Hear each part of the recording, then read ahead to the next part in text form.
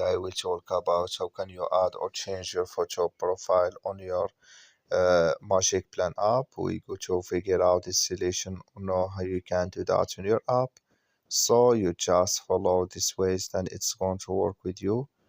All you have to do inverse, you just go down, you click here on profile and account down here. So then it's going to take you to this list. It's going to show for you like this here. You click here on profile and account.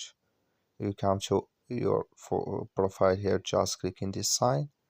And here can you use your camera to take a picture, and here can you select it from your photo library here.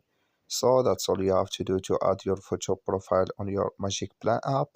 So that's all. I wish you are great. So you just follow these ways, then it's going to work with you. Thank you for watching.